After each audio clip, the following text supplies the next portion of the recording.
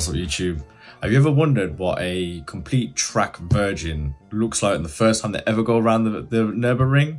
Well, stay tuned because I'll show you my first ever lap going around the Nurburgring, not watching a ring walk, not watching one of Misha's videos. I'd never been on a track in my life. Like, we went from West Midlands, Germany, Nurburgring, track, and then just freeboard it. Full send, not f***ing about, just going as fast as we can, but staying relatively safe, you know, don't want to bin it. It's expensive out there in case you have an accident. But yeah, stay tuned, watch the video, and let me know what you think in the comments of my driving as someone that's never seen the Nurburgring, has never driven on a track in my BMW M2, which is stock. But yeah, let's get to the video. If you like it, comment, subscribe, do what you gotta do. Let's get to it. That's it. Going to the middle ones, the two at the left are now for like UK cars. The one on the right side is for German cars. Yeah, basically because you can't scan in it. Oh yeah, that's what it is. That's why you always keep on the left.